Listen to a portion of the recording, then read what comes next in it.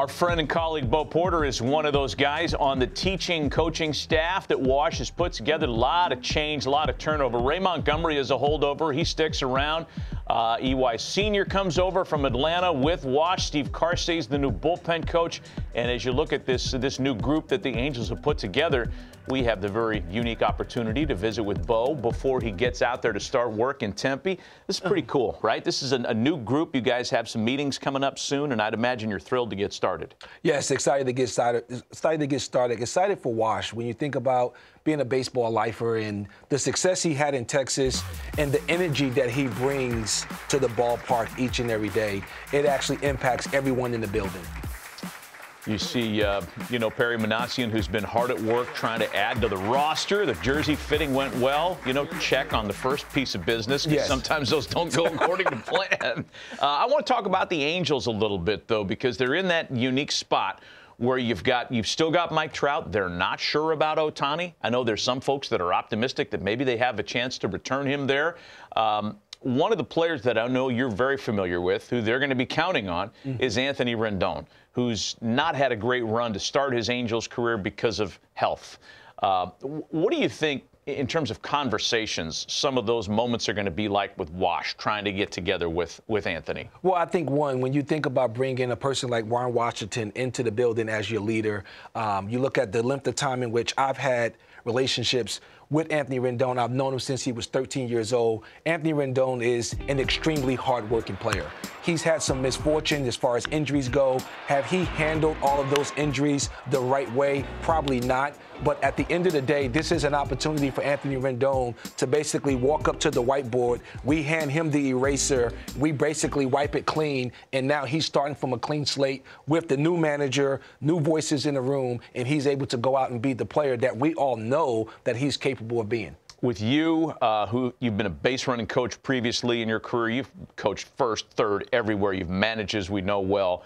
With EY, who was a base stealer himself, I would imagine the base running component of last year's Angels is something that you guys are identifying as a quick fix opportunity. When you start to look at your ball club, I say this about any baseball team. You watch your team run the bases, it will actually tell you the identity of your club. And it's an area that obviously we need to improve. When you look at the Angels and where they ranked in base running last year, it was at the bottom tier of the league. We did not do a good job of stealing bases. We didn't do a good job of going first to third. When you start to think about your base running, what it does for your team, it creates run-scoring opportunities.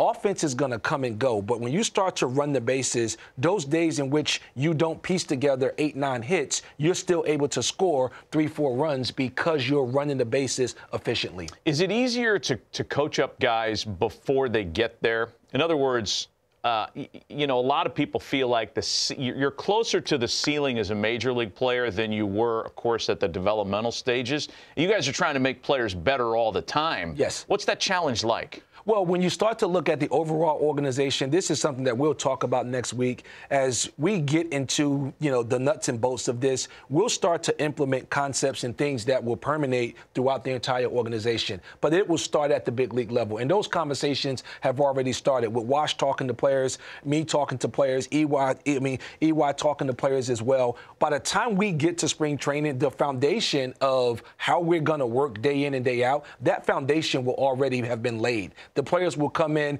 and you heard Wash talk about attention to detail. Whenever you start thinking about the change that you want to see, you have to change the way someone is thinking. So the information that they will be provided, the concepts in which they will be provided, will let them know why the attention to detail is so important to lead to the success in which we're trying to have.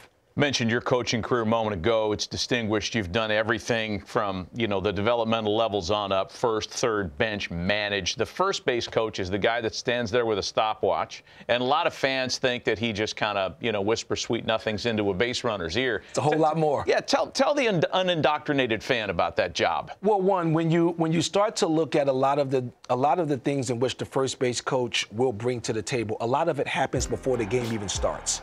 It's getting into the video room and understanding the pickoff move of the pitcher. It's understanding what catchers block well, what counts they're going to throw breaking balls. All of those things is what we call the deployment of the metrics and the information that we're going to be able to provide to the base runners that help them play fast. When you start to look at base runners getting over there, understanding the arm strength of the outfielders, who's good going laterally, all of that information is going to help your players go first to third, read breaking balls in the dirt. And when you start to do those things offensively, your ball club is going to get better. You know what I've always wondered about for a first base coach is the first base umpire gets the plate the next day, right? That's the rotation. Yes. Is there ever any kind of brother-in-lawing, lobbying that goes on? Are you trying to work the first base umpire for calls the next night? No, I don't think so. I think when you start to just think about that relationship of coach and umpire, you want that to be a good working relationship, regardless whether it's the first, second, third base or the home plate umpire. Yeah, makes sense. Yes. That's good stuff.